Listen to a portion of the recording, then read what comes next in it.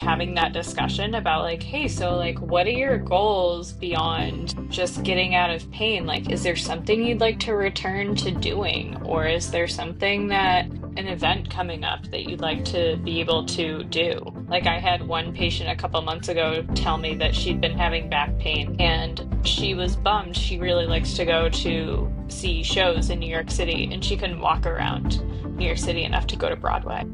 If a provider isn't willing to like ask a couple of questions about like what is your goal? Why are you seeing me today?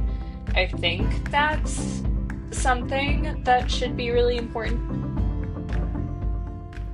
So remind me where you practice? Yeah, so I'm in Vermont now. Okay. Yeah, I've been kind of all over the place. I used to be in South Carolina. That's how I started my PT career, was down in South Carolina. And then I was in a hospital-based system and I started getting into like COVID when that happened too. So like I was in that hospital during COVID. So as soon as my contract was up, I got out of there. I'm from Maine originally, so I just wanted to be closer to home and friends. So I started doing travel physical therapy for a couple of years just because it was a quick way for me to get me back home. But then I ended up doing it for 2 years. And then in 2022, I moved to Vermont full time, and I've been in an outpatient setting ever since then. And I just started my own practice in May, so like what, 6 months ago now. Hmm. What'd you like So most about travel PT? I did like the fact that so a lot of these places that you end up traveling to, they need a traveler for a reason. So usually it's like a high turnover place was most of the places that I went to. So it was something nice where it was like, oh, I don't have to be in this place forever. So it was kind of nice having that feeling of, okay, yeah, I don't even have to renew my contract. I'm out of here in 12 weeks and you guys can deal with Hmm. whatever mess this is. So, but I have made a lot of friends with coworkers that I had that were in that area, and a couple have reached out to me ever since I left, and they were like, "You speaking up to the manager really changed how the practice was run." Because I would come into these settings where I was like, "This is not being run well. You guys need to change X, Y, and Z." Because at that point, I had been to enough places where I was like, "This is not efficient. This does not work well for these reasons," and so it like helped the other therapists out sometimes because I didn't have anything to lose by me being vocal and speaking up about it because it was like Hmm. during my exit interview and I could be like, "Hey, these are the issues that I'm seeing going around in your practice. Like these really need to change." And even if they didn't necessarily give me good feedback about that in the moment, I would hear later from coworkers who stayed like, "Actually, things did get better ever since you pointed that out."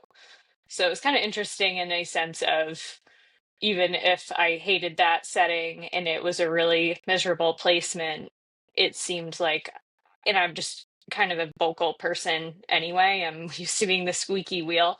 I'm glad to know that, like, sometimes it did help that I just didn't, I knew I was leaving, so I could Hmm. say the squeaky wheel things and at least bring some issues come to attention. Were there any common issues that you noticed happened more frequently across different clinics? So I was in an interesting predicament because I was a traveler during COVID and I tried to stay local more than anything. I mainly just stayed in New England. So I kind of limited what my options were because I was looking more at location. So most of my settings were in skilled nursing homes or in outpatient physical therapy. But both settings was just like a very low staffing issue across the board. But I think it was all due to burnout. There was one nursing home that I worked at where I got there and I was the only PT. That actually happened to me twice. Um, there was like another time where I was told that they were going to hire more PTs to be on the same time that I was, and then they didn't end up hiring anyone else. Hmm. So I was the only one there. So there was a lot of times where it just kind of felt like I was like, I had one person call it selling my license. to them more than anything, because there were definitely settings where all I was doing was the progress notes and the evals and the discharges. Like I didn't do any treats because they had PTAs for that. I was just keeping Hmm. the notes going. So that Interesting. was one of the reasons why I got out of it, was because I felt like I wasn't growing in my career as a practitioner, and I was just there to be them use the license. So that way I could do all their notes that they needed to get done to continue to see these people. I feel like that's not an uncommon complaint that I hear from It's not, people when they go for patients when I ask them, well, what didn't you like about your last clinic? right. And they'll say, well, I don't really even know the PT. I hung out with a PT assistant, and they just Yeah. feel like they're kind of, they get a limited time, and then the PT has a kind of maybe like a set plan for that diagnosis, and then the PTA just doesn't deviate, and it's kind of the same. It's like someone just watching them do the same thing Yeah. over and over again, and it can be Yeah. frustrating because, I mean, if you get your results from it, then that's great, but usually Yeah.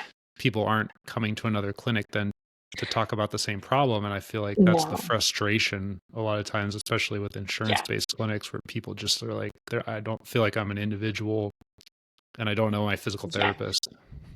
That was one of my travel contracts. It was a notorious PT mill. There's like chains all over the country of this particular one.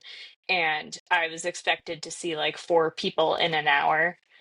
And like the rehab tech was doing exercises with them. And I would turn around and be like, whoa, I'm not going to have you do a balance exercise with this person. And he was like, oh, well, the other PT lets me do it. I'm like, yeah, but if that patient falls with you, that's my license. Like, you don't even Mm, have a license here. You're a rehab tech. Like, so it was really sketchy too. So that, and I just, yeah, I didn't feel like a good PT because you can't be seeing that many people at once. There's no way you can. yeah. So, that was one thing, especially like my current job now, like we only see people one on one.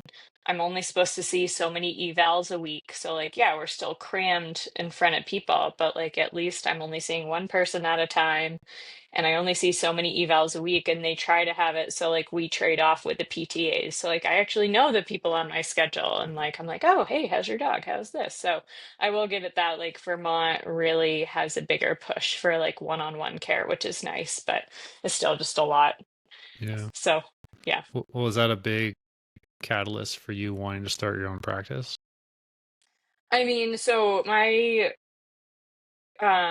now part-time job, it is 40 minutes away. So the commute was definitely part of it. But just, yeah, the insurance-based world in general was getting to be a lot. So, like everyone is kind of feeling the same reason why we're all in this, is trying to improve patient outcomes and be able to connect more with our patients, I think is a huge thing. And so instead of me going home absolutely exhausted because I saw 14, 15 people in a day, now I'm seeing like 7 or 8 people in a day, and I feel like I can sit there and watch them without having to think about the next 5 people I have on my caseload too.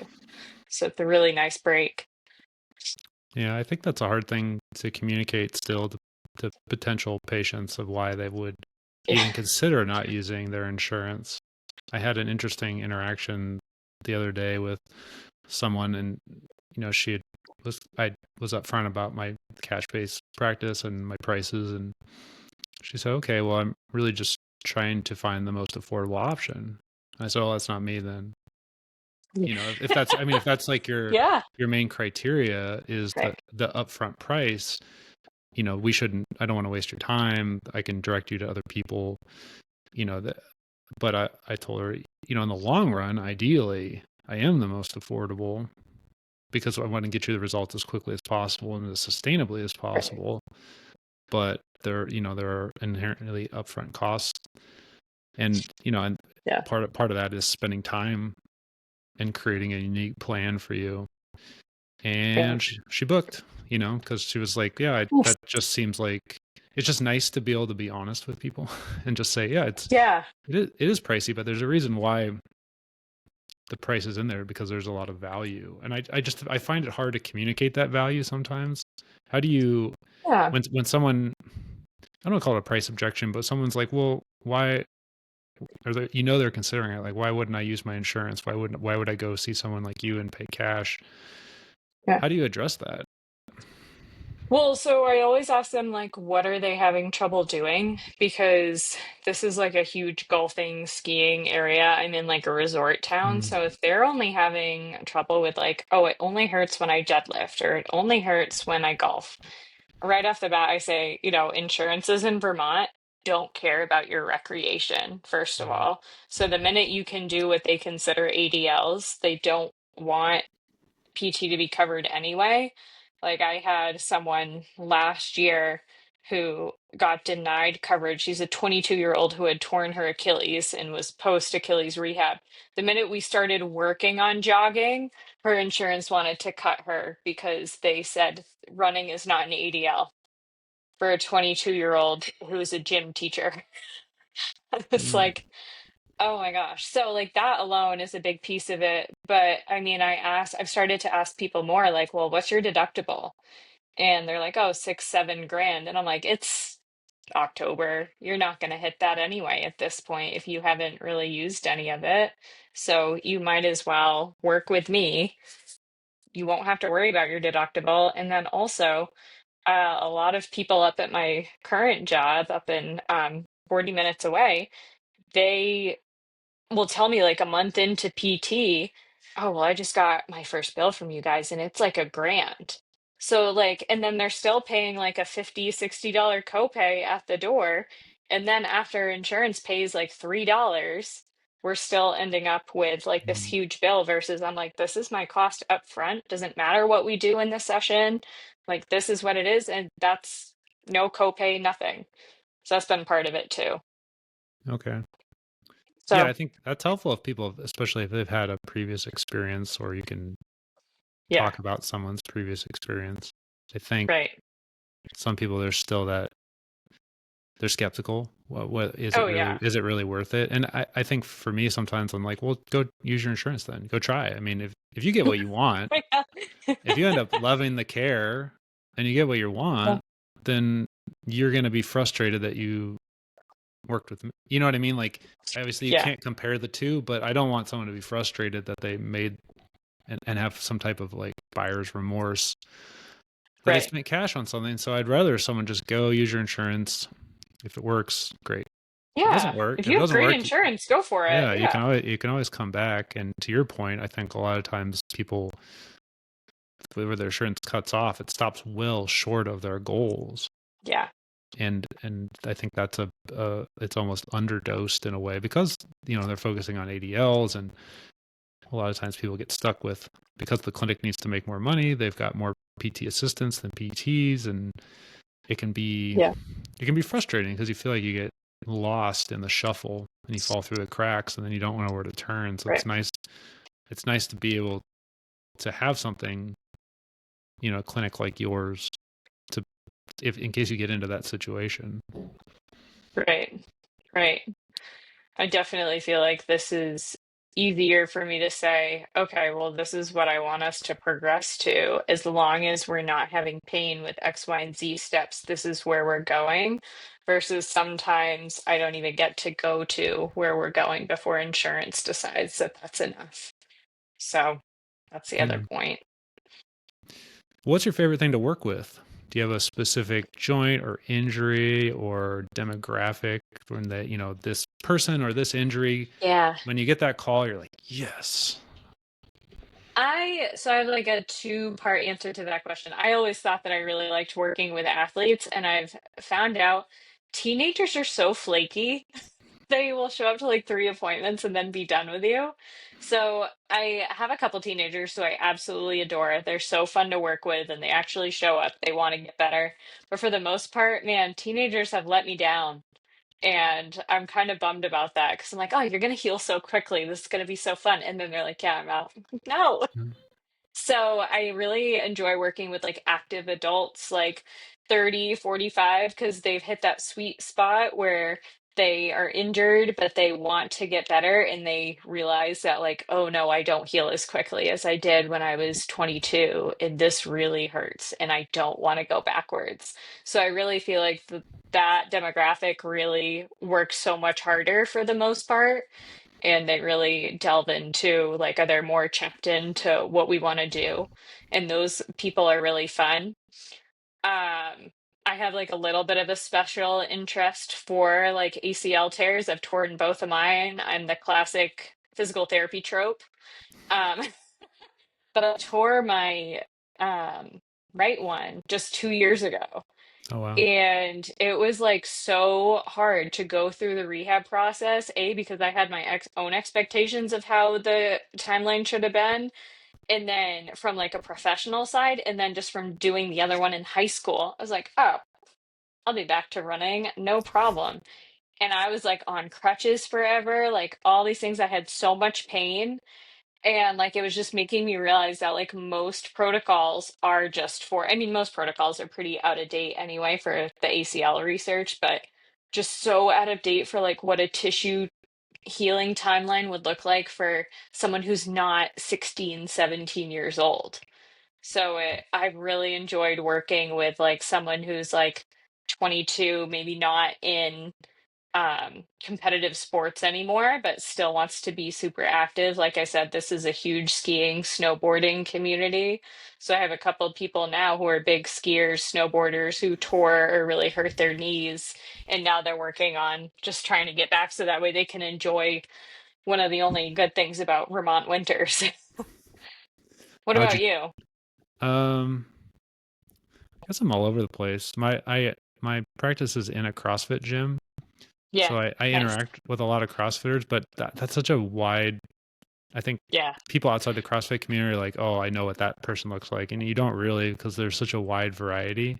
yeah. And I think one of the more active groups at our CrossFit affiliate is the 60 plus crowd, and They're so funny. yeah, and it's not a group that I thought was going to. I guess I never, not that I've worked with a lot of people in that age group, but I didn't know that they would do so well with Yeah, and want what I provide so much. And I think a lot of them it's because you know they're at an age where they're like, well, I don't know how many great years I have left, and the hmm, reason why I CrossFit is to extend that ability. yeah. So once they're and it's their friend group. So they call it the Legends class at our gym, and they they meet up at like 10 a.m. and then they all go get coffee and and they hang out, and you know what I mean. It's one of Yeah, those classes. It's like a when I roll up to the gym around that time, it's like a nightclub. I feel like there's gonna be a bouncer there. They got the music bumping, and it's probably the most full I'll yeah, ever see a parking lot. It's just there's a solid crew, yeah. and they have a lot of fun doing it. And so I think they like to do other active things, and like many people their age, people have joint replacements and they have old injuries and they're dealing with body weight issues. They you know what I mean, it's not your stereotypical CrossFitter in a way, but these Right. are just people who want to live these active lives, and they're willing to Yes. invest in their bodies because they they recognize that there may be a limited time just with the way life works, where they can go out and have a great day and be active and play with their grandkids and do stuff like that. So I have had a ton of fun and a ton of business really from that group. And then Yeah. on the other end of the spectrum, my youth athletes, which is something I also didn't think for the reasons you mentioned was going to be big, but I don't want to say it's big, but it's definitely growing. And it's just That's cool. youth athletes that are basically being told to rest. Yeah. And that's Yep. they'll do some PT, or they'll go see a chiro, or they'll go to their PCP, and it's like, well, uh, it's this. I'm going to label it something very simple, and you need to rest, and you need to do this, and it's like, well, that may be Yeah. fine to start. I usually never really object with the initial recommendations, maybe for a few days or a week or whatever.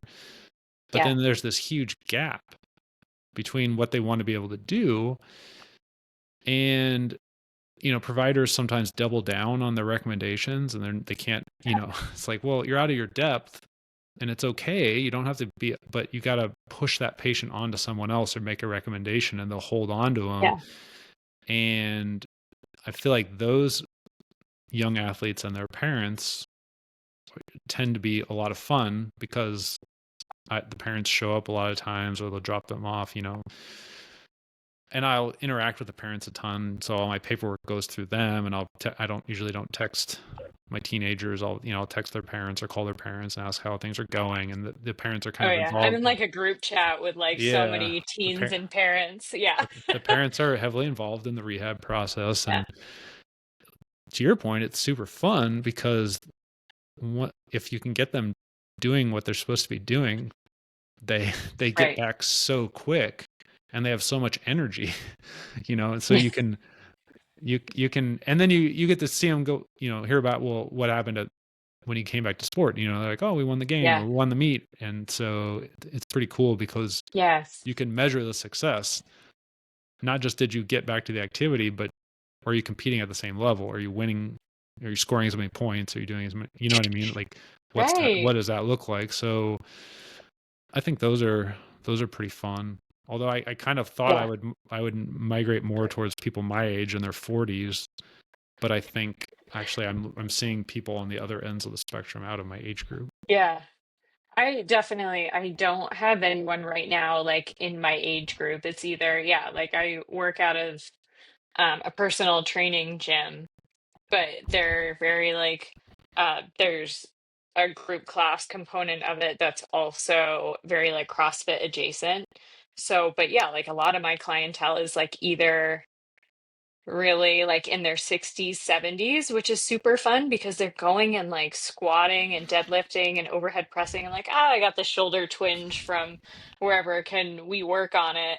Yeah, great. But they're like continuing to see the trainer, and I can just pop over and be like, hey, just don't squat to depth today. Just go to like a box squat. And the trainer's like, good, awesome, cool. We can do that. So, like, gradually working with the trainers too. So that way I can be like, let's do X, Y, and Z if you're going to do this with them. Just be aware of this. And I have a great relationship with the trainers too. So it's been awesome in that sense. But, and the kids are fun too. If you get the right kid in there that's very motivated, which is great about this space, because I think this space, I get some motivated kids if their parents are willing to dole out the cash for it. But yeah, like more I see the more flakiness up in the insurance-based job that I see, because we see a lot of state insurance too. So I'm like, yeah, let's get you back to sport. And then the minute they're like remotely not having pain, but still kind of like not strength-wise where I think they should be, they're out of there. Yeah. So it's a very interesting difference versus like, and my communication I don't think changes from here to my insurance based job. So I think I try to really be like, this is the rehab process. We are not going to stop here. We are going to keep going until these goals are met. And they're still like, I'm fine. So Yeah. it's a very big difference. I think a lot of that comes down to communication. I don't feel like I'm particularly good at communicating, although I'm getting better. But I think Hmm. that's something that, having a mentor has been really helpful because, I can look critically at the way I deliver information, because a lot Hmm. of times it's not the content so much, it's the way it's delivered. And I feel like different personalities are different. My wife's really Oh good yeah. at, she's a really good communicator. She just has those skills. I don't. So, um, I found that it's enhanced my ability to get outcomes and keep people engaged, because it's not just like, well, do what I say, like this is what's next. It's Yeah. it's more about communicating the value and getting the buy-in and letting them Hmm. be part of the process, which is not something Yes. that I historically would do as much as I do now, where Yeah. sometimes I'll let people pick, like, well, what do you want to do? We have options. This is what, Right. if you want my recommendation, I can give it to you, but and sometimes, I'll be working on like a knee, and someone will come in and be like, I'm pretty good on my knee rehab, but I got this wrist thing going on or whatever. Can we work on that today? It's like, yeah, I mean, whatever, let's work on that. Yeah. And we'll, Which is also great for cash pay. Like, yeah, we can do whatever you want today. yeah, we That's don't, fine. I'll do a quick I need a exam. referral. Yeah. Yeah, we'll just kind of roll through it, and then we'll get back to the knee next session. Just keep working on Yeah. the plan, and then so I feel like that way I'm actually able and working with someone for like 3 months, I'm able to cover a wide range of Yeah. things. And sometimes it's not even something that really requires a healthcare provider. It's like, well, it's just going to work on some strength and conditioning stuff or work on some Okay. technique with a lift. It's more of like a coaching kind of thing, which is It fun for is. me. And Yeah. it's fun for them too. Cause then it's not like this boring, like, okay, touch your toes. Now get the stretchy band and do this, where it's like, well, we're going to bench press today because that's what you want. Yeah. You got wrist pain with bench press. So that's what we're doing today, which Yeah. is fun. It's more fun than being in like your stereotypical clinic. And I think patients, when they Right. have more fun, tend to want to come and want to Oh, participate. absolutely. It's So fun to be in a gym setting too. Like everyone comes in ready to go, and yeah, I'm like, what kind of music do you want to listen to today? My teenagers love that. They're like, oh my gosh, I'm in my sad girl era. Okay, Gracie Abrams it is. So like we can definitely make it way more fun than like I can't even reach the radio system at the other job. So I'm like, all right, cool. We can just really tap in and get to know these patients, which is fun. were you thinking about opening your own space and stepping out of the gym that you're in? I think it'll be a while because I have a pretty sweet setup here. I have like my own little private room where I'm in now, and then I rent sublease space in a place that it's private training Hmm. too. So it's like it's not like a formal gym. Like anyone who's in here working out is working out with a trainer or they're in a different gym space. So it's very personalized and it's a great way for me to collaborate with other people. And I have good relationships with the trainers. So it's a good like symbiotic relationship as well. So I would have to be at the point where I'm like ready to start hiring other people besides me, which I know is like the next step anyway. But this is just such a good space that I'm not like cramped up in some broom closet. Like, yeah, I have a little small closet, but it's not bad enough where I'd want to leave. Like, this is a great community Hmm. of people that work out too. So I have to pinch myself sometimes. Like, it's a really nice space. Nice. Yeah. What about you? Yeah, I love being at the CrossFit gym. I think Yeah. I'll just grow organically. I'll know when it's Yeah. time. I'm just not in a rush. Predominantly because of the people. Yeah. It's just so much fun to hang out there. It's Right. also like I couldn't replicate a CrossFit gym. That what the cost I can't associated with getting replicate. Yeah, access to that kind of equipment. I know. It's something I would love. I don't want to start a CrossFit gym, but I would love to build out a space at some point. But Right. I'm not in a rush to go drop a No. $100,000. You know what I mean? To go Right. buy the high quality equipment. And I'm lucky at the gym that we're at. I mean, it's everything. Pretty much everything's Rogue, and it's just a Yes. Yep. nice, clean, well stocked, well kept, vibrant CrossFit affiliate. And Yes. so it's like I don't know that I would ever. I'm sure at some point I'll outgrow it, but I'm like crossing my fingers hoping that takes a while. I know. That's kind of where I'm at. Like here I am in the corner and like my secondhand massage table that I got off of Facebook Marketplace. And then you go out there and it's like gorgeous, all brand new equipment because they just opened this space in May when I started. So it was like, yeah, how could I want to leave this space? It's been great. Yeah. And it's such a, yeah, same thing. Fun community to be in. So absolutely. What's your favorite thing about being a physical therapist? Is there Ooh. one thing? I feel like I know. I feel like my answer changes every couple months sometimes. I think overall, I think what really drew me to being a physical therapist in general is the fact that as providers, like we get to see people more regularly than like an orthopedic doctor or like the surgeon. Like, we fixed you, we're done. See if you need us. But it's really cool to build those connections and relationships with people over like months or like sometimes up to a year, depending on the injury. And you really get to hear about like, oh, how's your daughter doing? Oh, no way. Like, oh, how's your dog? Stuff like that. And it's been really cool, especially now being in the town that I live in, being able to make those connections because it's been able to like open up more doors for me. Like, oh, well, I know this chiropractor downtown. I'll introduce you. And then all of a sudden I have like three new clients. So I think just building the genuine connections with people, I really do love about it. And I just love getting people back to how they want to be feeling as far as their activity level and fitness level. I don't know if this happens to you a lot, but when you first start with someone and they're really grumpy because they're in a lot of pain, and then as like you're like, oh God, this person's gonna be miserable the whole time. Like, this stinks. Okay. And then after like maybe like a couple weeks, you start to notice their personality come out because they're no longer in pain all the time. I think that's my favorite is when they start joking around with you and you're like, oh, this guy's kind of funny, like when he's not like in pain all the time. So I think that's probably my favorite part is seeing the personality shift when pain doesn't get to be such an overbearing part of someone's life and like they could kind of breathe a little bit.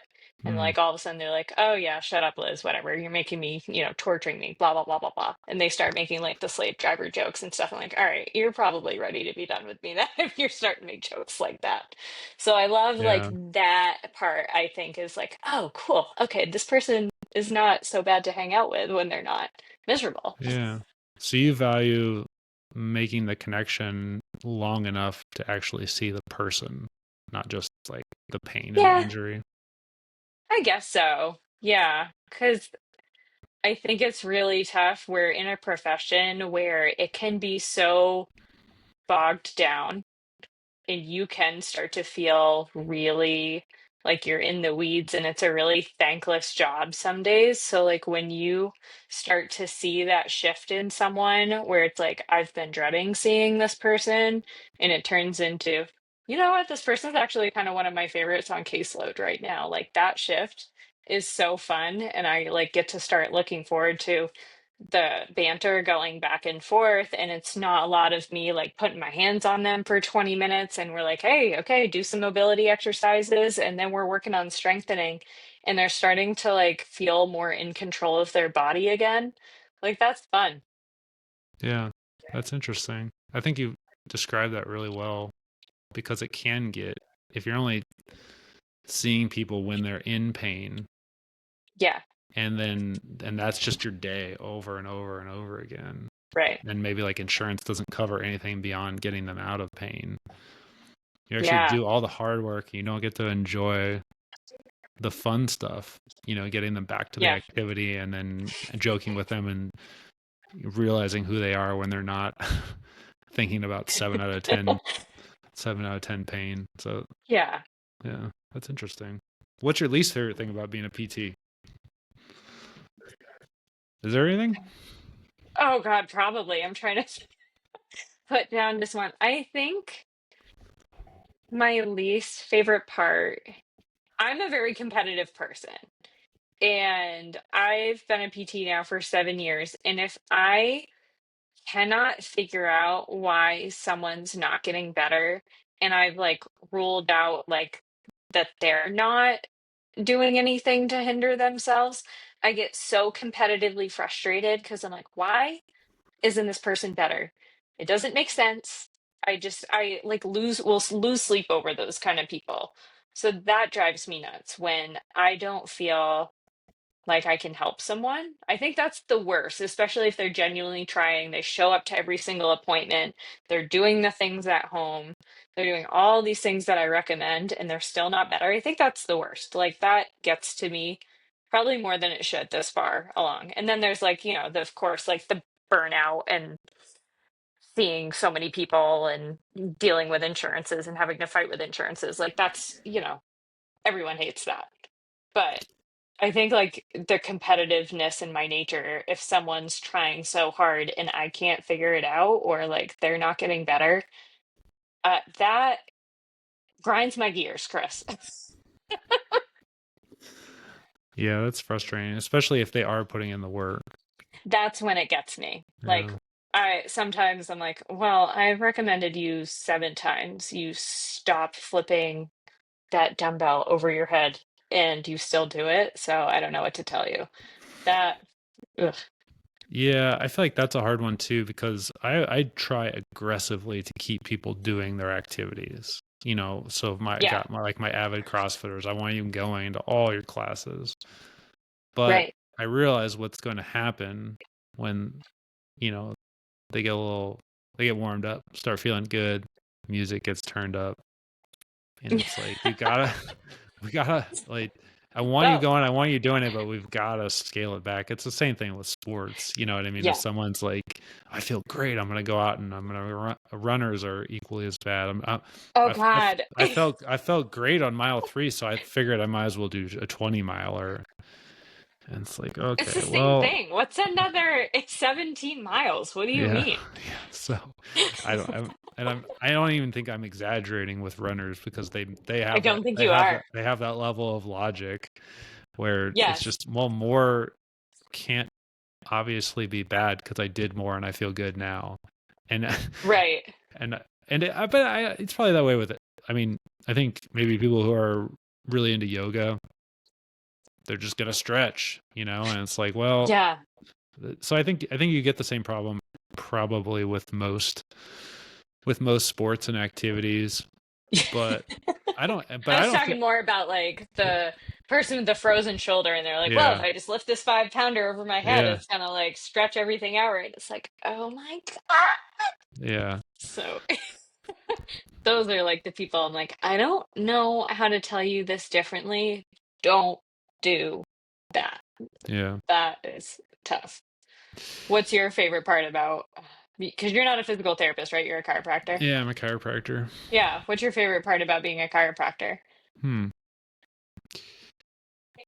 I don't know. That's a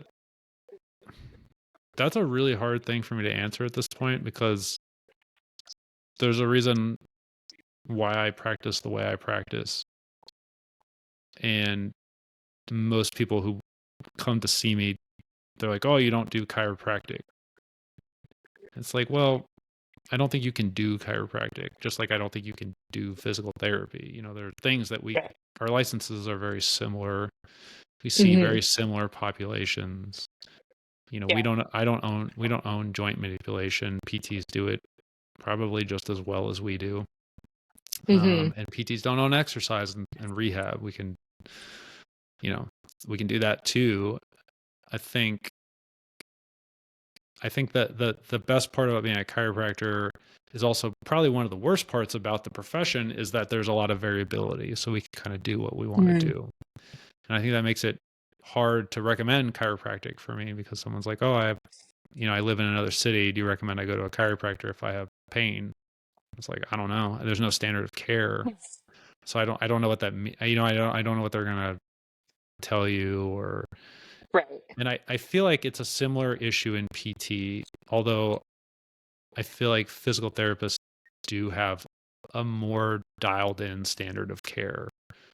And I might be wrong about that. I do still think it's a problem when someone's like, "Oh, should I go Yes. see a PT?" And it's like, I mean, maybe it's not. Yeah. You know what I mean? Like it's a hard thing to where like if someone says, my child has a respiratory infection, do you think I should go to a pediatrician? Yep, absolutely. Yes. I Yep. don't care if it's an MD or a DO or if they're not up Yeah. to date on their CEs and they're lazy, they're going to knock that out of the park 9 times out of 10 Yeah. because there's a Yeah. standard of care there. And Right.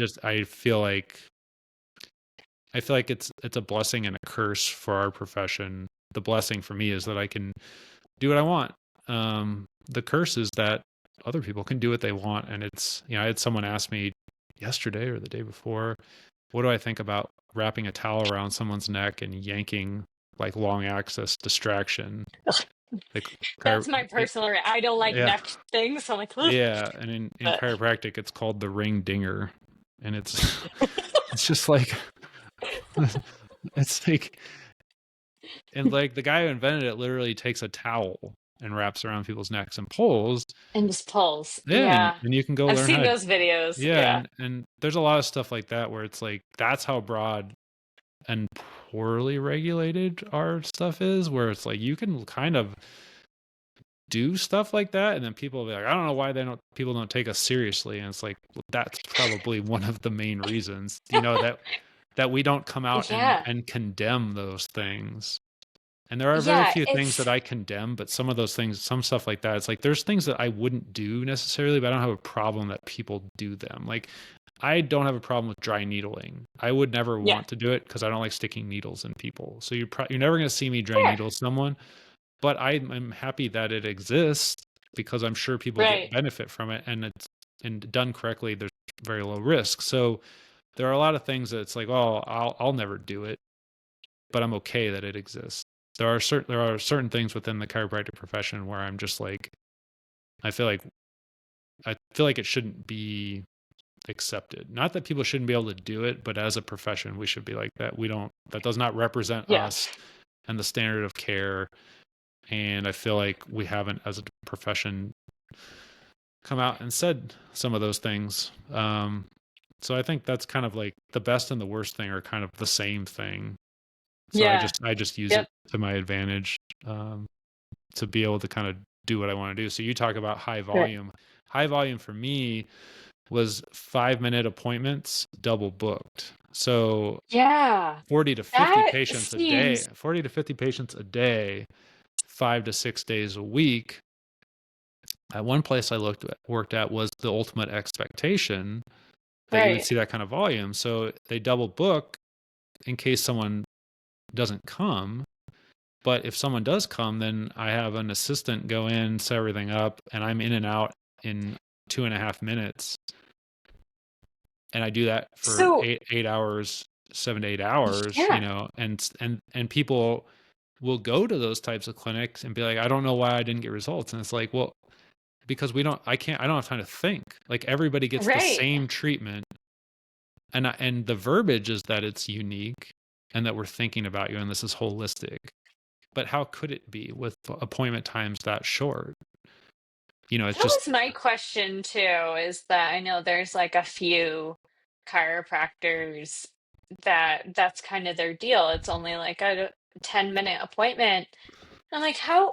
I mean, and I have gathered that you guys think about like joint mobilizations a little bit different than we were taught in PT school as well. But I'm always just so curious, like, how do you even assess someone to even know like what should be done or what should be avoided in that short a time? Like, how do you even manage that? we have not set a standard for that. Now Okay. there's a standard that we're Yeah, tested on for board exams. sure. Yeah, yeah, But yeah. people in practice, when I've applied to certain positions, they've almost celebrated the fact that we don't do all that stuff. You're supposed to take a full health history, and then you're supposed to do a focus history. You need to do a full Yeah, exam. That's an orthopedic exam of the joint, and usually the joint above and below. And then you right, need to do a neurologic screening, and you want to right. think about neurovascular, especially if you're going to be manipulating the neck. You know what I mean? Like there's all of these things that are supposed to go into it that even if you're good, it's going to take you an hour, or you're going to Yeah, have to break it up over several sessions. And it is my experience that a lot of that just doesn't happen. And there are ways that you can make it really short, and there are ways that you can get away with it, unfortunately. And this is another thing that I don't think is right, where it's like if you do an x-ray exam for a lot of insurance companies, that's good. That takes the place of an orthopedic and a neurologic exam. And so a lot of chiropractors will do that. They'll do full spine x-rays. They'll just look for findings. And for anybody who's listening, if you gave me 10,000 people with no spine pain, I'm going to find something on yeah, that x-ray for probably 99% of them that I right. can be like, oh, that is not textbook. So it's like it's almost like Yeah. going to a psychic. They're just going to say something that statistic, you know what I Yeah. mean? Like we can point out anything. And if I show someone an x-ray of their spine and I use scary words like, instead of saying, oh, this is just some normal joint space narrowing, like effects of aging, I could be like, you have degenerative Yeah. disc disease, you have Right. bone spurs, you're going bone on these joints. You know what I mean? Like all of that stuff sounds Hmm. super scary. And you can get people to get into care because of that. And it's very quick. And so, and there are a lot of chiropractic techniques that rely exclusively on imaging. I don't know. Yeah, it's problematic, I think. And and working in those types of clinics, they're just, I knew kind of going into it, I wasn't probably going to love it. Yeah. But then having these conversations with the people who have been doing it for years behind the scenes, and it's like some actually believe that it's a high standard of care. They truly do. And I was just like, oh my gosh, I don't know. I feel bad that you, like, I don't know what to do about that. And other people I talked to them that, they'll admit that this is not a great standard of care, but it just, we're doing good things for the community or for our people. And it's like, well, that's debatable personally, but I don't know. So the working in those environments made me really not want to be a chiropractor. And then I just have progressively shifted the way I practice. I got into McKinsey because I was just curious Oh yeah. what PTs do. So I went through the whole McKinsey thing and just hung out with PTs for like a year and got certified in that. And I was like, okay, I don't practice it exclusively. I just kind of use it You did here. like the 4 parts. Yeah, I did all four and Yeah. took their exams and everything. Oh wow. And then we have within chiropractic, we have a sports chiropractic board. And I Oh think cool. it's Yeah. probably like a collection of, I would say, more up to date evidence based providers because Mm. the top level ones all work for the Olympic Committee. So they're actually Oh going to cool. Olympic Yeah. Games, interacting with a multidisciplinary team. And so I kind of started engaging with them and doing board certifications through them. And yeah, so I think there's a lot that, and I think that's a big problem with, I think it's a big problem with PT and Chiro because from a patient's perspective, I don't know how you make a good informed decision. And it was actually something I want to pick your brain on because Yeah. it was a couple years ago, a friend of mine, we were having a similar discussion and he's not in healthcare. And he was like, well, how does someone like me actually pick a healthcare provider? Because I made a comment, I think, about like, Oh. for my license in Michigan, I get a new license every 2 years. Hmm. Essentially, once in 2 years, I have to go to a 3-day conference. I don't have to pay attention. I can just be there. And then that's my continuing education. That's it. That's all I have to do. And then Yeah. pay a fee to maintain my license. So there feasibly are people out there, say like chiropractors who have been in practice for 20 years and are still running off of the information they got in school, which could be 20 years behind there. They could Yeah. be running off information that's 60 years outdated. And they've Hmm. been doing the same thing every day for 20 years. And it's been outdated since the day they started. And there's no, so how would his question was, well, how would I know from anyone, from a primary care physician, from a PT, from a chiro, how would I go out there and pick the right person?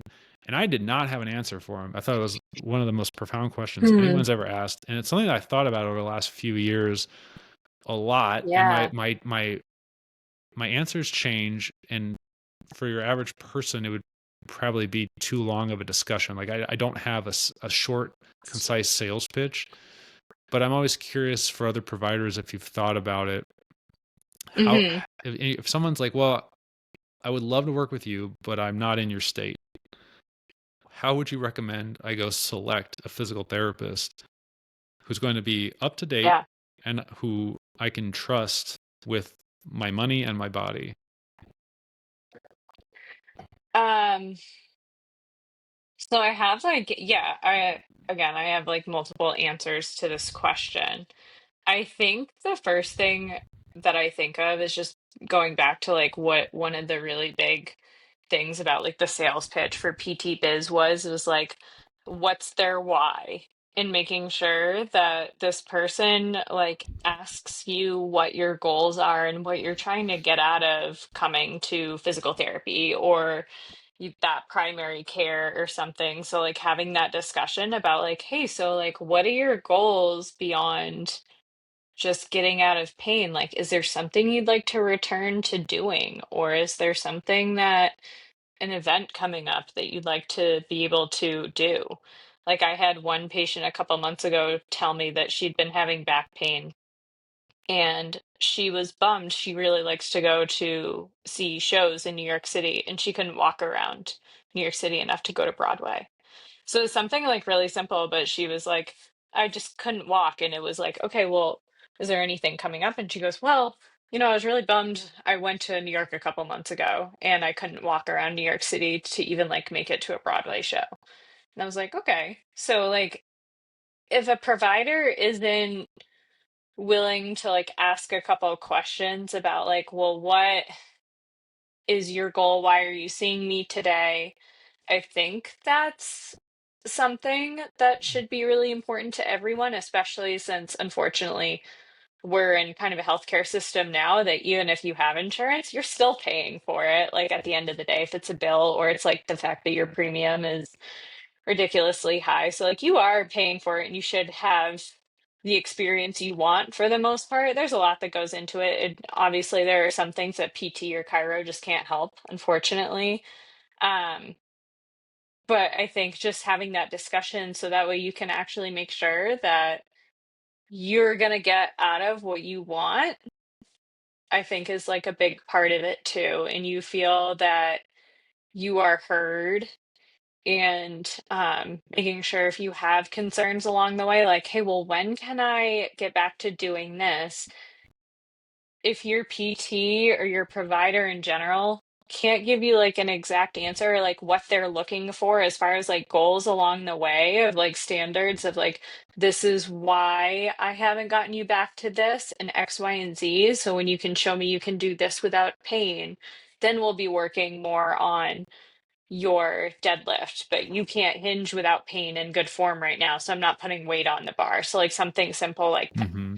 So if your provider isn't able to give you an exact like X, Y, or Z, or even if it's something like a little bit more vague towards your goals as far as like what the step-by-step process is, I think that's kind of an issue. Yeah. If they're just saying, well, do straight leg raises, 3 sets of 10 for whatever, and then you'll get back to running. That's not. Yeah. So I think it's more about being heard. And that's something that I was really looking for because when I tore my ACL 2 years ago, I had just moved to Vermont maybe like a year prior. So I didn't even have a primary care yet. So for me, when I was looking to choose an orthopedic doctor, me choosing someone who just to even get like the scans and stuff, I ended up going with this one hospital. And I was really impressed with the fact that the orthopedic that I saw, just for like the basic, like, oh, hey, you're new to us. How you doing? It wasn't even a surgeon yet. And he spent 40 minutes with me, which is like unheard of in some orthopedic offices these Yeah. days. And he was like, well, yeah, it seems like you tore your ACL, but it could be this. And I was like, my knee is unstable, my dude. It's definitely torn. So like, and he was able to have this conversation with me and he's like, okay, well, like we have X, Y, and Z surgeons, but you are thinking about this graft choice, then like this is the surgeon that we have that does this. So like it was like a collaborative thing versus my boyfriend had seen someone a month earlier at a different hospital and his appointment was less than 2 minutes. He left there with no answers.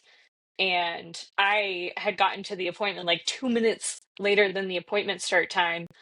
And he had the athletic trainer come in and start showing him some exercises to do.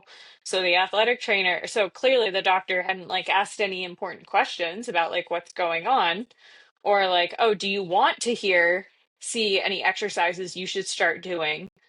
Because if he had even asked that, he would have been like, Mhm. no, my girlfriend's a PT. I don't think I need that. But like, so we didn't even answer all the questions. So I actually had the trainer after he was done. I didn't like tell him, like, get out of here. You don't need to be here. But I was like, oh no, but do you mind bringing the doctor back in? After I introduced myself and said, hey, like, I actually see a lot of your patients. You refer to us. He wouldn't look me in the eye. He was really dismissive of me, even after I said, I'm concerned that he tore his labrum. What can we do to make sure that he's getting back on the mountain this year? Otherwise, he's really going to be a grumpy guy all winter if he can't snowboard. And he was like, well, if it's his labrum, then he's just going to need a hip replacement in a couple of years anyway. Wow. He was 33 at the time. I was like, so like from my personal experience, like just being heard is like a huge important part of Mm.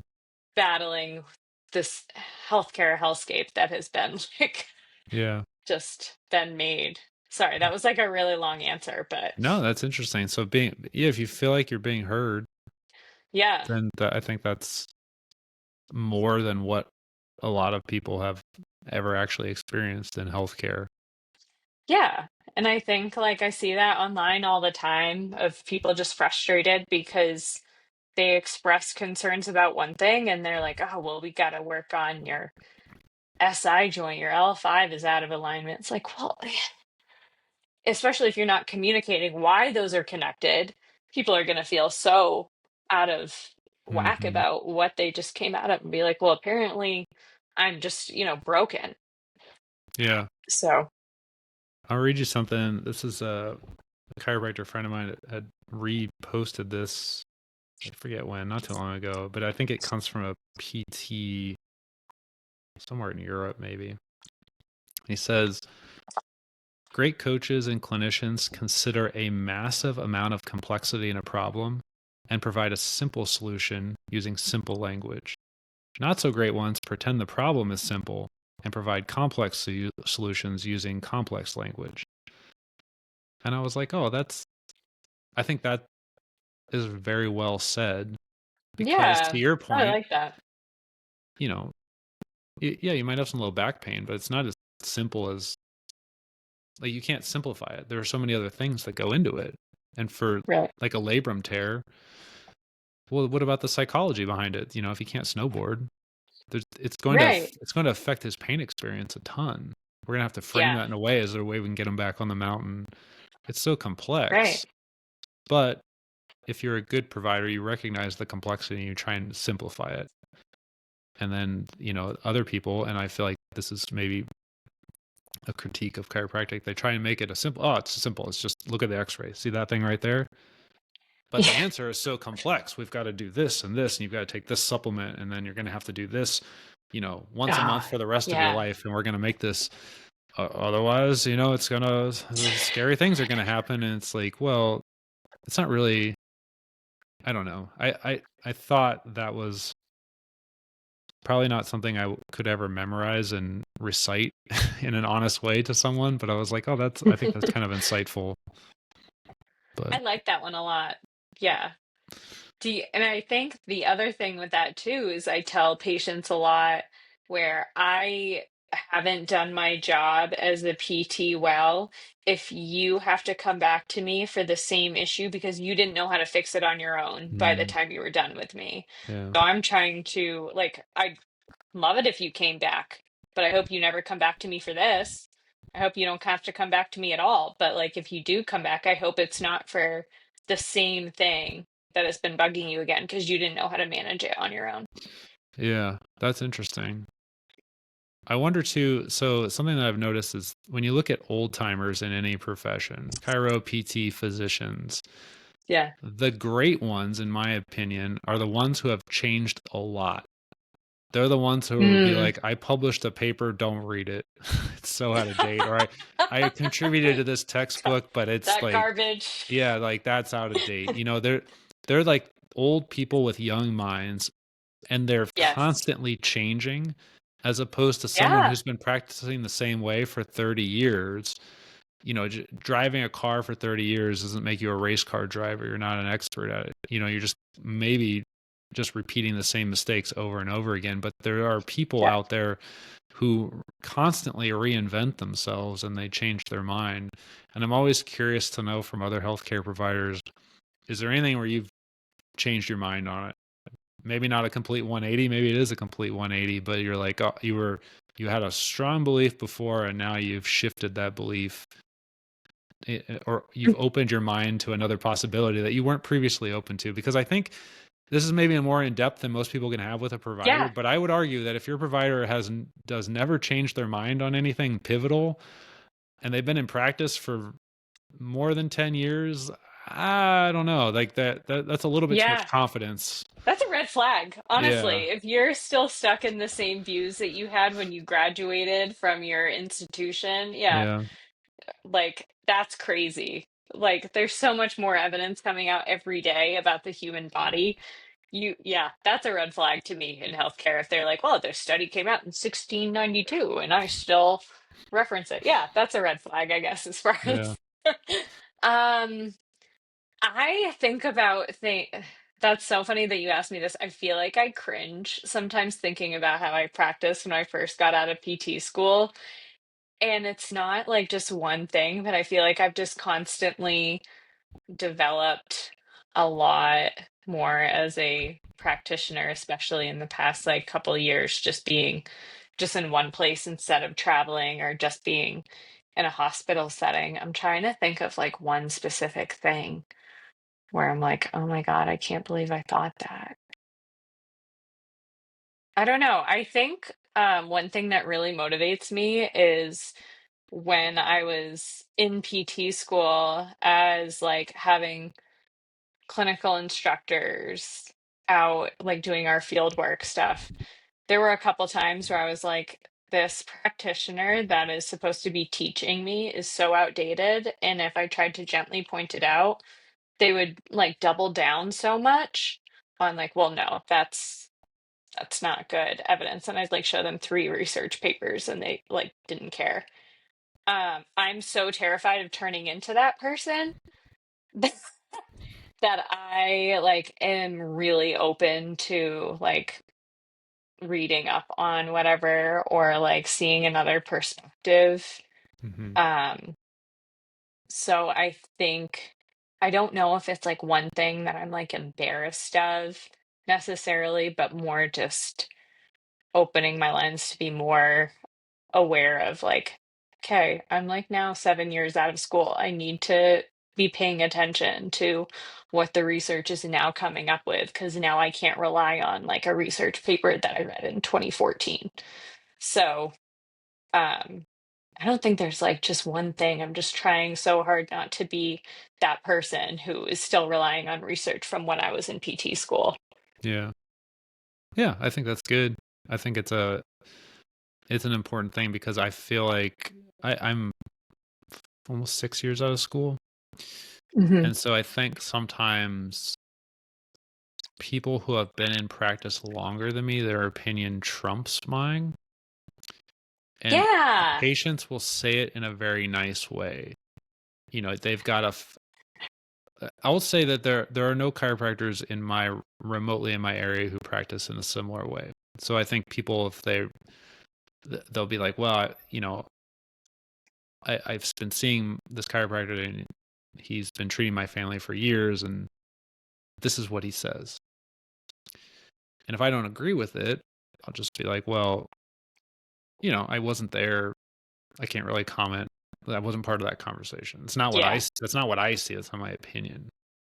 And I can explain my opinion. I can't really justify theirs or comment on it.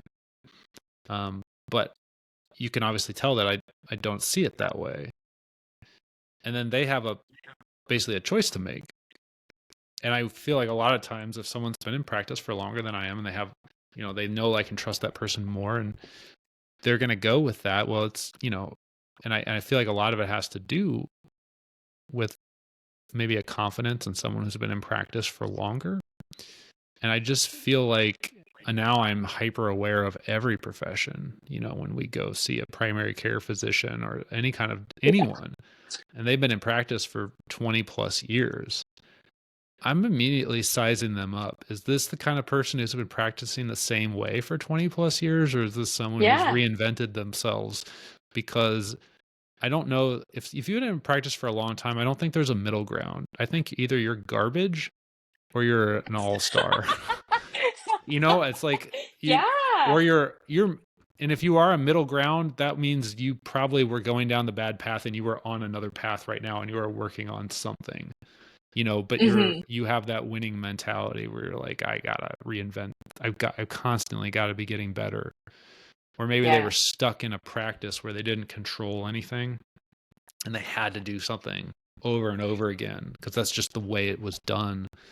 And now they're out there after 20 years doing their own thing and trying to. So maybe there is some middle ground there, but I feel that way just as someone who I don't have 20 years in practice. Sometimes patients they make a decision and I'm like, oh, you're making it. It's like, that's like if you're going to go out and be like, look at a crowd and say, who's the best driver here? Like, oh, I'm going to pick that 90-year-old because he's been driving the longest. Like, okay, but there's some other criteria you might want to Yes, think there about, should be. that might That's impact his such a ability good. to drive well. And Yeah. so sometimes people are like, well, if someone's been in practice for such a long time, they must be good. And it's like, or they're garbage. You know what I mean? Like, Yeah. like they've been doing this, like practice doesn't make perfect, practice makes permanent. And if they've been Right. consistently making the same mistake for decades and telling themselves that it's the right thing and they actually believe it, Hmm. that's a scary thing to be in. If you're trying to get advice and you're going to make healthcare decisions Yeah. based off, information that's 60 Right. years old potentially. I think the one strength that like being like an older practitioner gives you though is you can recognize patterns really well. So like 9 times out of 10, yeah, you probably are right about something. But if you're not doing the follow through work, you can have your hypothesis, but you still have to do the follow through testing to make sure it's actually what you think it is versus just making assumptions because you've seen a million other low back pain patients with the same complaint. But if you don't do the testing to back it up, then that's where the issue kind of. So I think that's part of it Maybe, too, is like they have way better pattern recognition, I would say, as far as like, okay, yeah. low back pain with this and that. Yeah, it's probably a disc. Cool. Okay. But if you're not looking a little bit deeper than that and figuring out like what else is going on, then yeah, you're gonna miss part of it and just be like, well, this is what you need.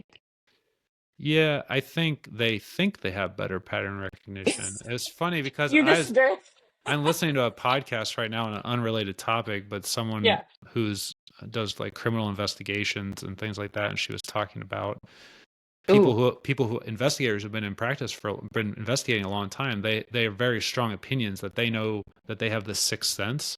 And she's like, if you pull them out of that environment, put them in a testing environment, they're no better than anyone else statistically. Yeah. Well, sure. So, but Yeah. they'll That's a double good point. down on that opinion, and so people might go to prison because no, I've been doing this a long time. I have this feeling, and Yeah. I had worked with someone who'd been in practice for a long time, and he had made a comment about how I asked too many questions to patients, and I was like, oh, okay, maybe that is true. I don't know, but I noticed that you don't ask hardly any questions.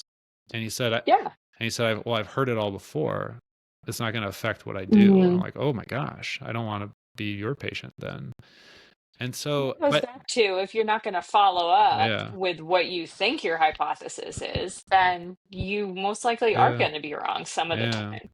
But if you ask that person, are you evidence based? He'll say, yep. And if you ask him, are you good at pattern recognition? He's going to say, yep. And it's like, okay, well, you have, and he's going to say with a lot of confidence. And I don't think he's a bad guy. I just think he's just been doing the same thing that his mentor taught him over and over again. And, Yeah. you know, if you throw spaghetti at the wall, sometimes it sticks, sometimes it doesn't.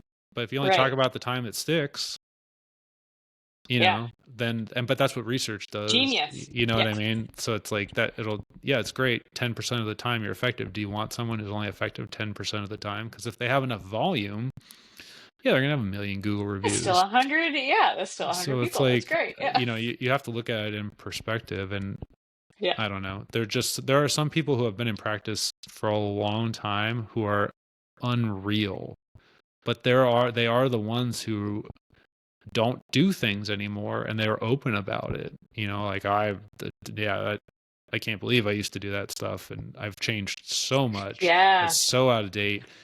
And if you ask them, why do you do things this way? They won't say because that's what my mentor taught me. They won't say because that's what I learned in school. They won't say because that's the way I've always done it. And so when I go in and I'm talking to people and I'm asking questions, why do you do that? And I hear it's the way I was taught in school. It's the way my mentor did it, or it's the way I've always done it. Those to me are red flags, because it's like, you're really confident. Like, hopefully you're right. But Yeah. if you're not, you're just replicating the same mistake over and over again. And to your point, if someone's got low back pain, if you're looking for a pathoanatomical diagnosis, you only have a few to pick from. If there was no trauma, it's like, yeah, disc, facet, like muscle Right. sprain, strain, like, so yeah, you can narrow it down pretty quickly. But is that, to your point, like, what are you going to do about it? Yeah. You're going to hit everyone with the same hammer. And I feel like that's maybe a negative thing about chiropractic that gets practiced a lot. It's like, oh, you get an adjustment, you're just going to crack your back, we're going to crack your neck. Like, how does that fix everything? How does that, oh, you got indigestion? Yeah, just adjust T4. You know what I mean? It's like, oh, you know what I mean? There's so many things out Yeah. there that we don't get in trouble for saying, that we have very little to no high quality evidence supporting, and it just keeps doing the same thing over and over again. And I think sometimes when I bring Right. that up to people, it's like, how can the same thing fix everything? How is that even logical? And Right. do you really think that the narrative that medical doctors just don't understand? Do you really think that they're looking at this and being like, oh my gosh, chiropractors have it figured out, but screw these guys. We don't want Right. to get people better. We're going to stick to our antiquated. No, they're looking at it and being like, that doesn't make any sense. You don't have any research to back it up. And it's Yeah. not logical. It's completely logical that you can manipulate a joint. To be fair, you don't even know what you're manipulating, because It's palpation not that skills are, specific. yeah, like you Yeah. can't, so like the whole narrative of like, oh, I'm going to be very specific, I'm definitely going to get, T3 on T4. It's like, you're not even probably touching Right. either of those segments. And even if you are, you don't know what moves when you push. Like, we don't know. There's no Yeah. standard for that. And you can't know, and you can't be expected to know. And it doesn't mean you can't still do it. I don't have any problem Right. with the actual therapy itself, but putting an individual therapy on a pedestal and be like, this fixes everything. And Yeah. nobody outside of my profession gets it. We're so far ahead of Yes. science, they don't get it. And it's like, oh, That's that's why people don't. cult-like behavior, to Yeah, be honest with that's why you. PTs don't like us. You know what I mean? Like, it's kind of an elitist thing. Like, you don't get it, because Yeah. Yeah. when you cavitate a joint, it's not as good because you don't have the magic touch. It's like, the magic touch. There's That's no, like, okay. I'm okay with not having that much of a magic touch. Yeah. no, but that is a Yeah. narrative. It's like, oh, a chiropractic is different than a PT joint manipulation, and it's like, I don't know how Yeah. that could be, That's because interesting. Yeah. I didn't, there's I no guess I don't have chiropractic. the fancy table that doesn't like turn in a million directions. You're right. Like, But even with that, it's just like, I don't know. It's a right. it's a I sometimes I feel like I pick on chiropractic a lot, and I only do it because It's it's my refreshing to hear a chiropractor say that though, because you had mentioned like, oh, well, if someone asks you like, should I go to a chiropractor? I'm not going to bash the profession, but I say it in a way I'm like, just like PT, there's good providers and bad providers. So yeah, like there's like, you got to pick what you're looking for. And like I kind of give them a couple red flags that I would stay away from with yeah, any profession. But then I'm like, it's your choice. yeah. Yeah, I feel But like sometimes people think it's negativity, and it's like, no, I honestly don't like to talk trash about other professions, to be fair, too. It's like, I don't right. want to. I know a lot about PT just from talking to physical therapists, but it's not my Yeah. profession, so I'm not here to say what. I'm not here to comment on how physical therapy should change and correct themselves. Just like I'm not here to Oh, because our profession is a mess too. Yeah, and that's what like I've heard. And I'm not here to right. comment on how physicians should fix themselves, but I feel like I'm Right. qualified because I have a license and I went to grad school to comment on my profession and our Mhm. shortcomings. And Yeah. I feel like there's almost like a denial amongst too large of part of our profession that, oh, we don't need to fix anything. We don't need to change anything. We figured it out in 1895. When there You were know, ghosts and yeah, like that was how the whole the profession founders hit the started. nail on the head right away. Their explanation is good. Like we don't need to like this is all, and this is Right. why, when you, for me, when I went to chiropractic school, I believed all of that stuff because that's all I'd ever been told. And I was Yeah. like, yeah, medical doctors just don't get it. And I was told there's all this science backing it up. Like we had all these theories and now there's science. And part of the way through school, sitting there like, I don't know if this is true. And then you get in practice and you get a license and you're like, oh my gosh, I'm signing legal documents saying this is true. Yeah. And then you're working with other people and you're like, this is it. And you believe this and you go along with it. And I don't know. I think if you're listening to this and you're like, I love my chiropractor, I go get my adjusted every week and it's the best thing If you're ever, happy, I'm keep so doing happy it. for Yeah, you. it's safe Yeah. enough. Go do your thing. Don't listen to me. But if you're still listening to this podcast episode, If you're you're probably, listening, you're probably questioning yeah, a couple things you're anyway. curious. And I would say if you're a chiropractor and you're listening to this podcast and I've upset you, you need to probably ask yourself why that upsets you, because I'm probably talking about you. And I feel like if any chiropractor's listening to this and they're not offended, they're like, yeah, maybe you don't agree with my Right. analysis, but you're not offended. I'm probably not talking about you. Like we don't have to agree, but you recognize that there are Yeah. problems that need to be Well, it's like fixed. the same thing as like, PT's like same thing with like back pain because I feel like that's a good like common ground between us. Like, Hmm. yeah, maybe a lot of my patients get pelvic tilts at the beginning, but my hope is that in a week out, we're beyond the pelvic tilts so that way you get an idea, more of a body awareness of like this is how your body and your spine can move. Great, you figured that out. Cool. We are not doing pelvic tilts anymore. Hopefully, we're off the treatment table in a couple weeks. But like I know, providers who will keep you horizontal for your whole 6 weeks and you're still doing dead bugs.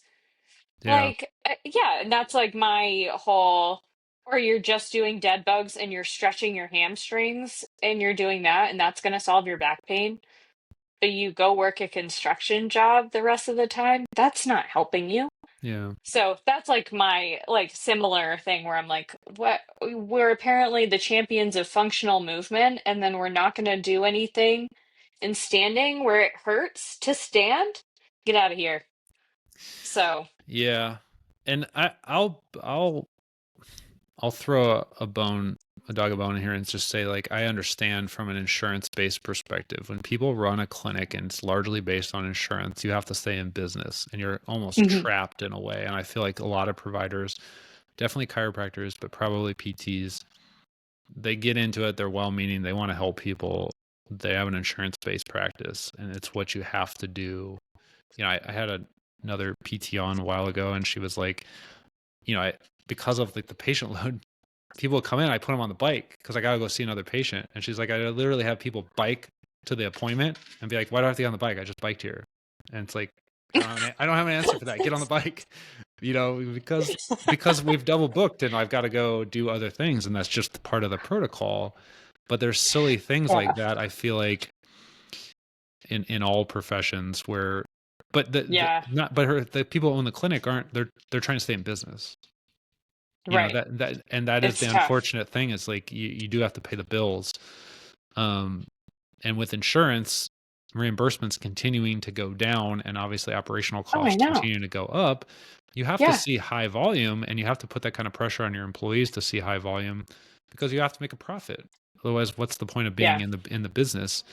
And that kind of pressure, unfortunately, is largely dictated by insurance companies, which I think is a roundabout way to get back to the fact that you and I both only take cash yeah. for our private practices because I don't want to make a decision for a patient based on what I think our insurance company may or may not reimburse. I don't even want to have to Yeah. think about that. I want to think about, what do you need today to move you closer to the goal that you told me is important? And I don't Right. care about billable units or anything like that at Yeah. all. Like, none of that enters into my decision making process. And for a lot of people, Right. I think they don't realize, when they go to an insurance based PT or insurance based chiro, they may recognize behind the scenes that what they're doing isn't the greatest, but they may not Hmm. have control because they work somewhere or they own the clinic, and they have to pay bills. So you're almost, Yeah. I think there are a lot of great people who are doing suboptimal work in our professions that are trapped, you Yeah, know. and that's the other thing too, is like I don't hate the work that insurance-based practices do because it is a huge need in the community, especially as these boomers get older and older and they're in Medicare. Like we need people in that profession to continue to do the 3 sets of 10 of TheraBand, internal, external rotation. We definitely need those people.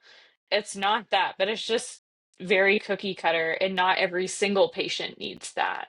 So that's the other thing as well. Like, I think you're right, but it just for someone who wants to work with a more active and a more motivated group of people, it's really tough to be bound by insurance Hmm. and like what the insurance will cover.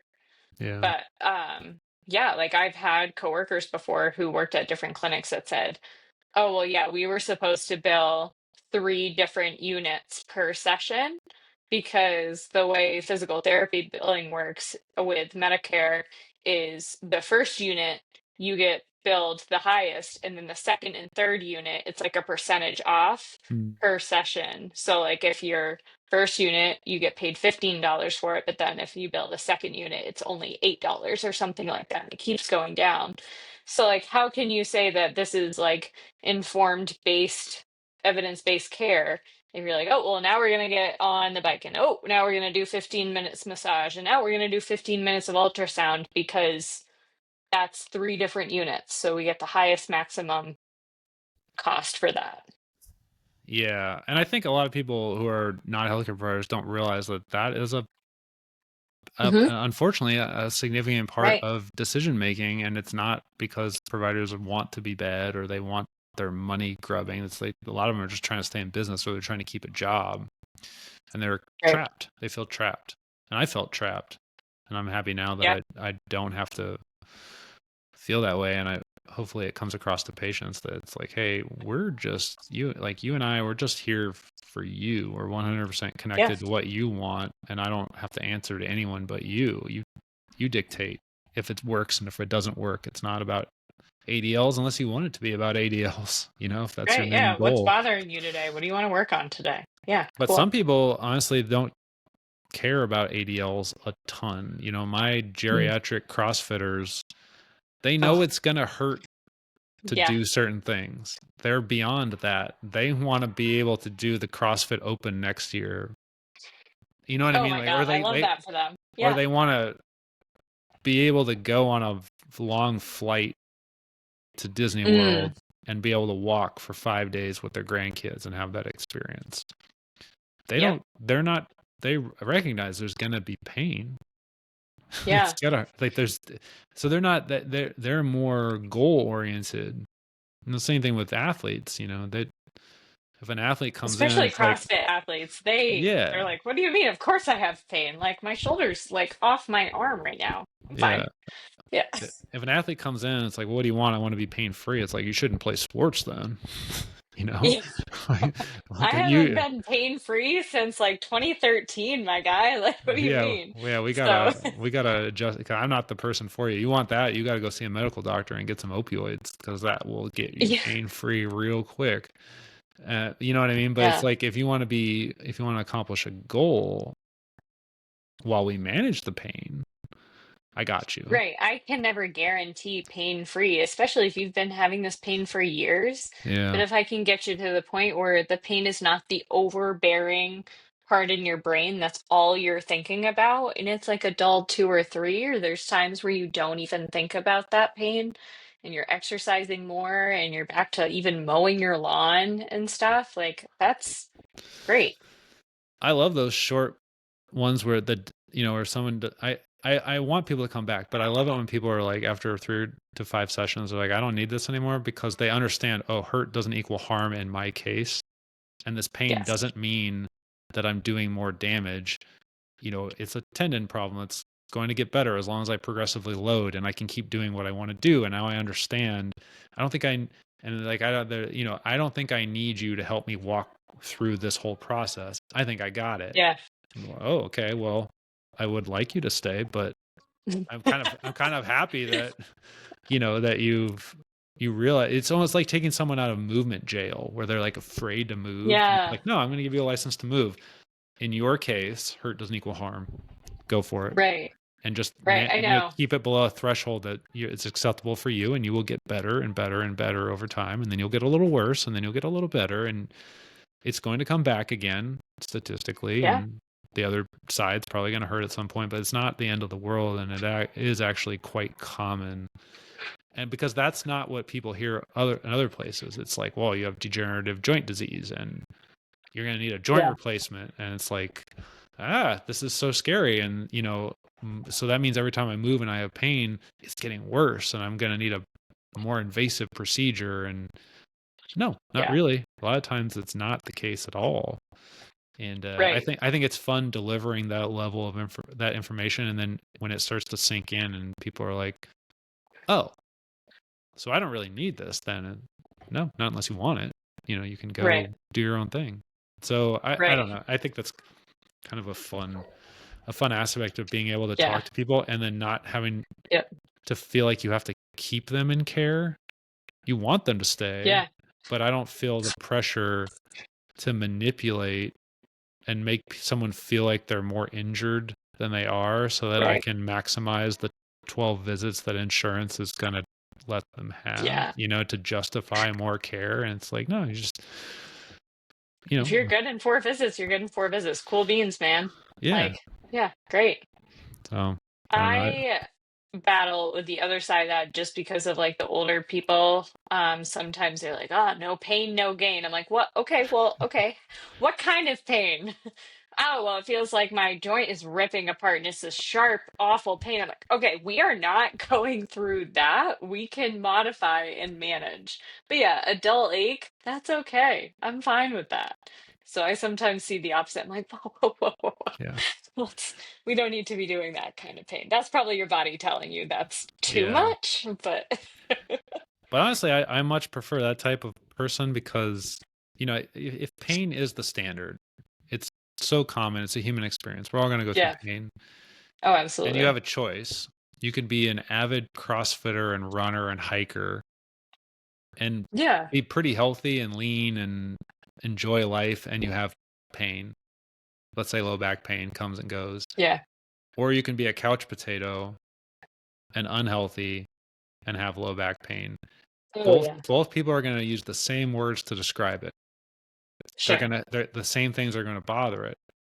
One person has a very different outlook on life and is a very different health than the other person. So if you're given the choice, and it would say you're going to have pain, like you're going to have low Yeah. back pain, but how do you want to be when you experience low back pain?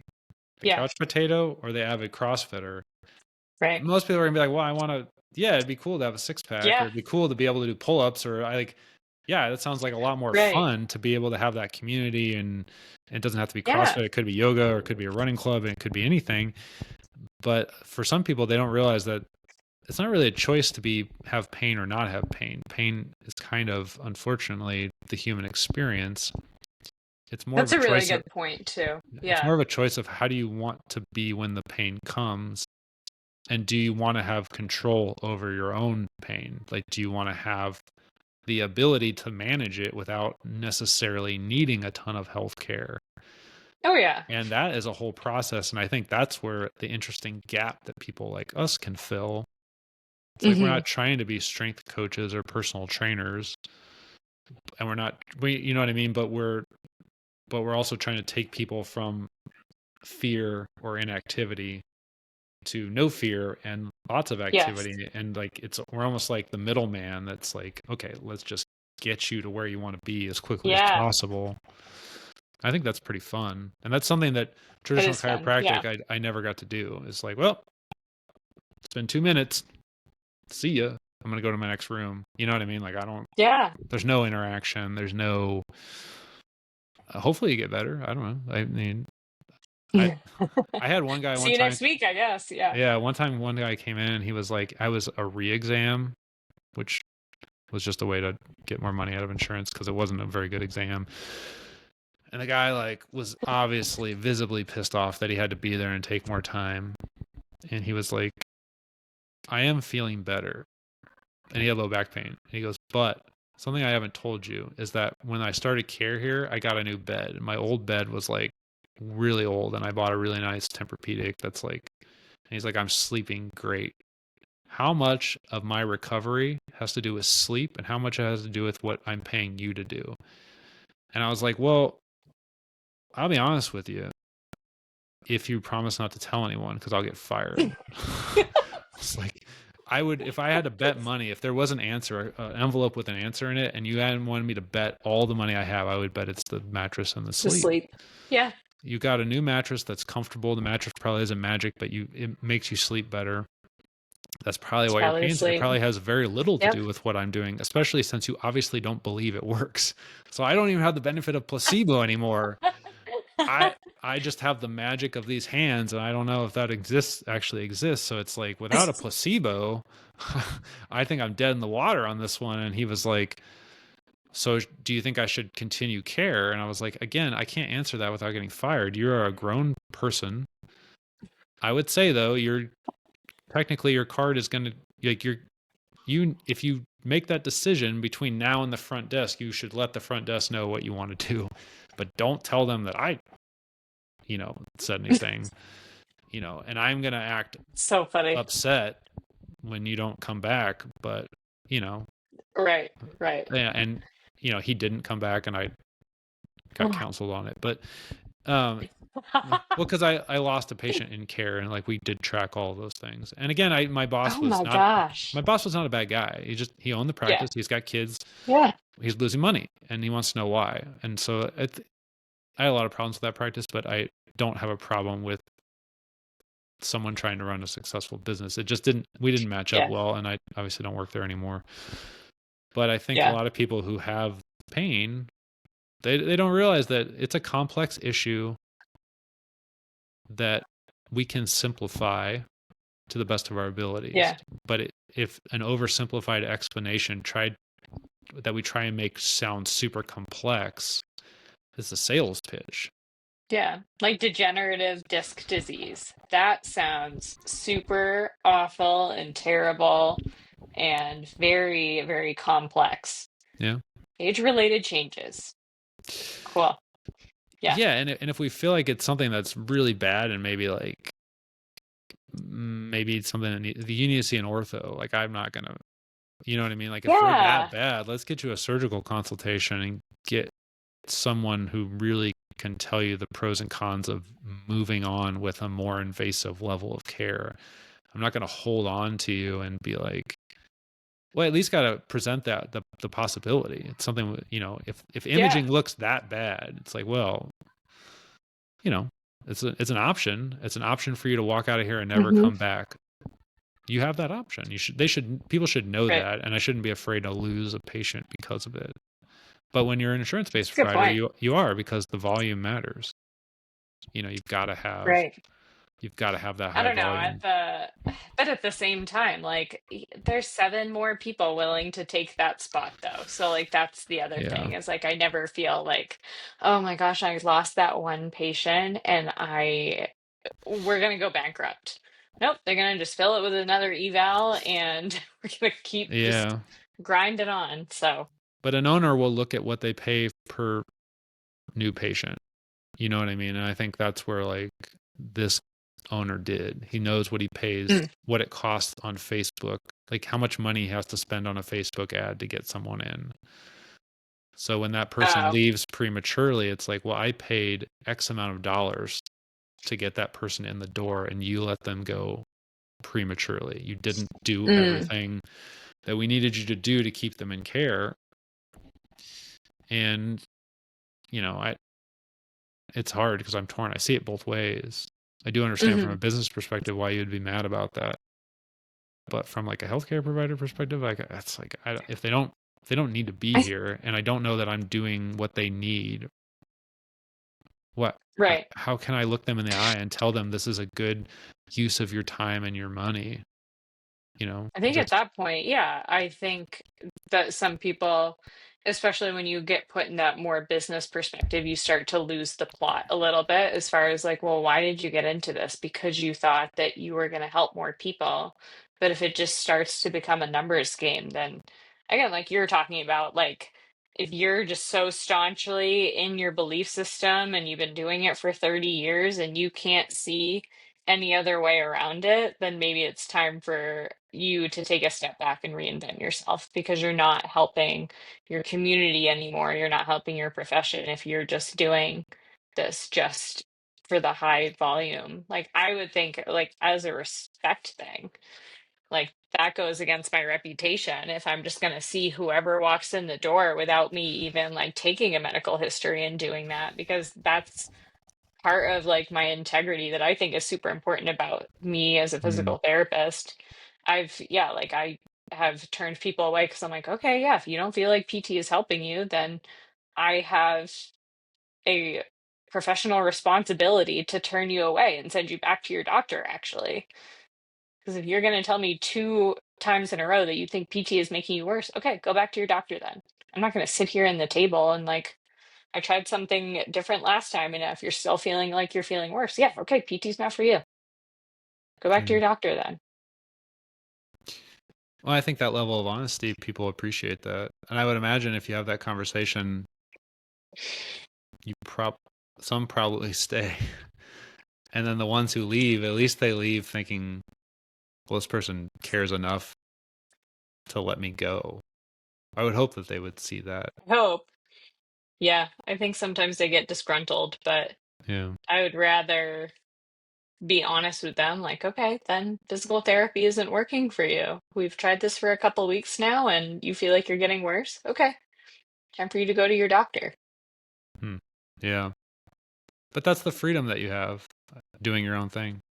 I feel like, Yeah, I mean, yeah. fortunately, I've done that at my part-time job too, Yeah. because I mean, that is one thing that sometimes helps being insurance based up there is the fact that, like, well, insurance isn't going to pay for you to not make any progress. So, like, we actually do need to send you to your doctor if you feel like you're getting worse.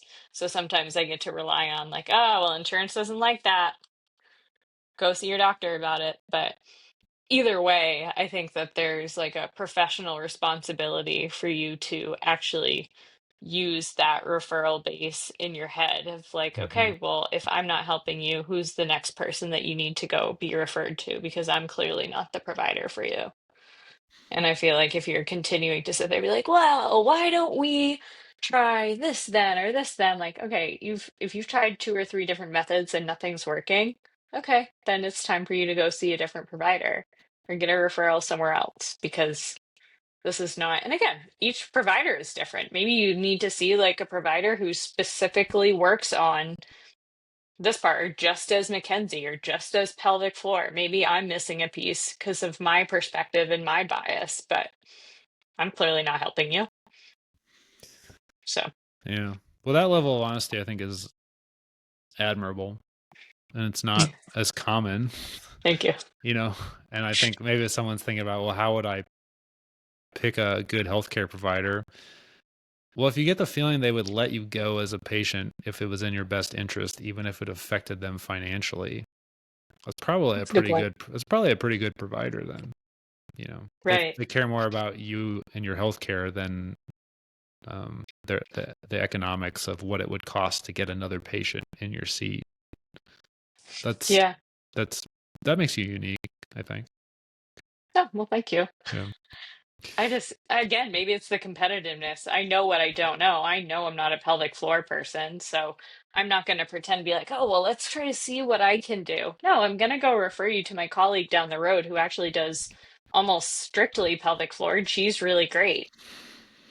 And then if she feels like it's more of a sports medicine kind of thing, hopefully she'll send someone my way. So, Yeah, I referred someone to pelvic PT the other day, and she was asking me yeah. some very good questions that I was saying that I have no idea how to answer this. And she was like, "Well, what do you think?"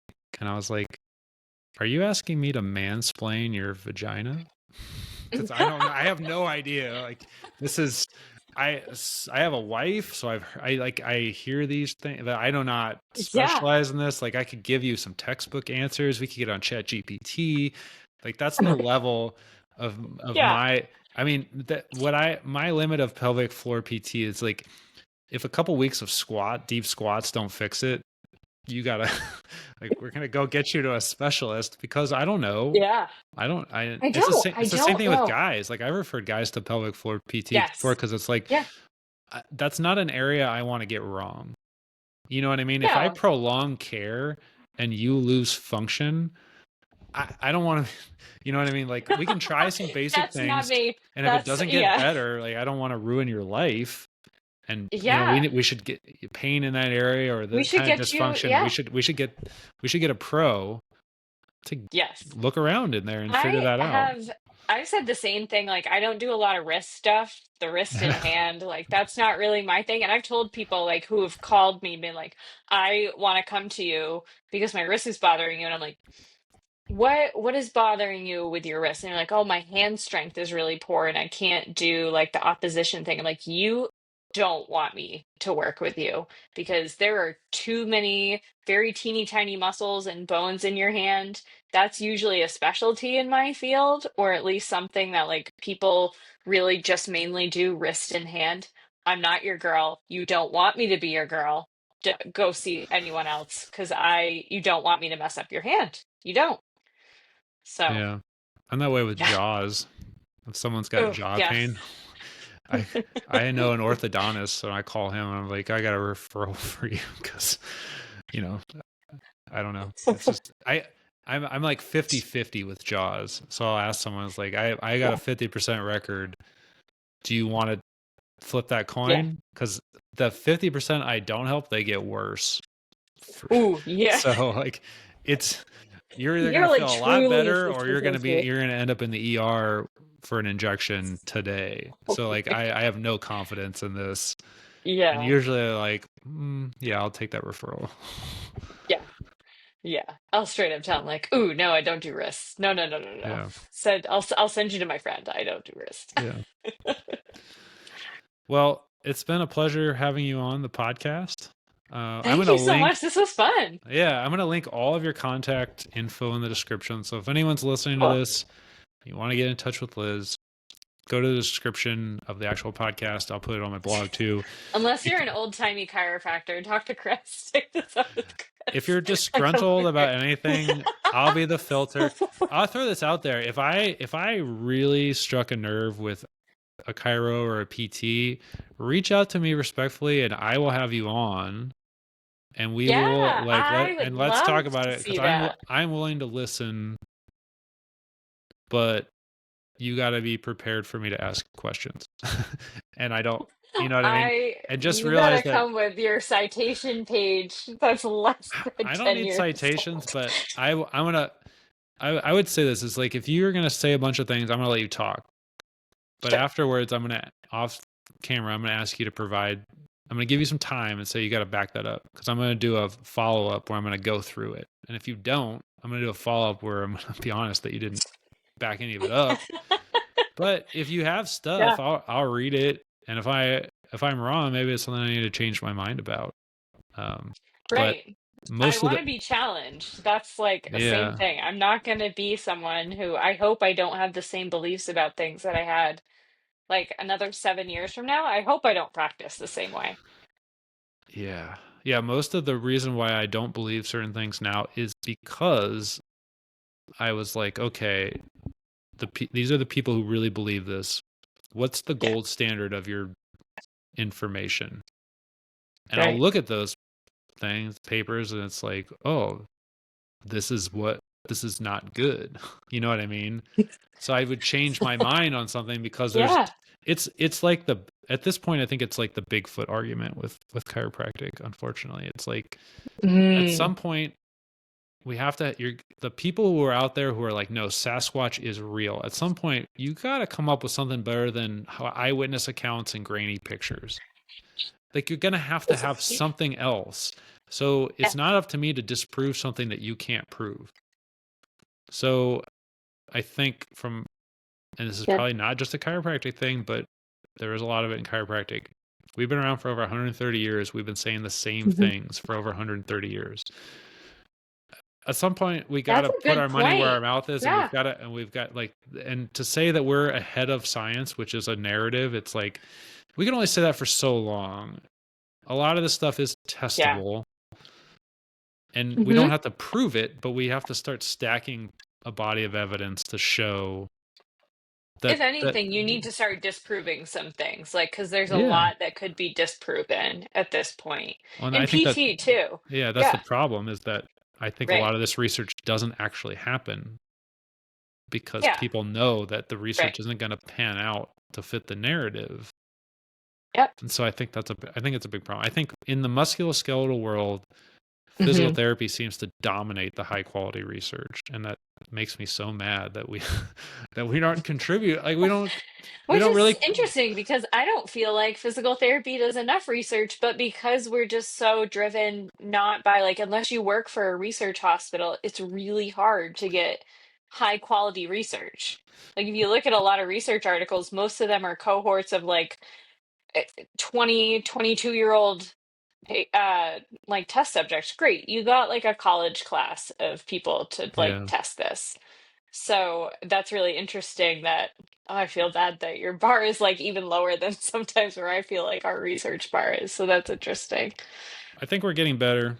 We're trying. Yeah, There are that's some good. people out That's all there you can hope. trying, but That's awesome. yeah, it's so yeah. Anyway, if you're listening and we're making you mad, don't contact Liz. Contact me, and I'll get you on the show, and then you can state your position, and I'll just be polite and let you talk, and then but I'll challenge it with some questions.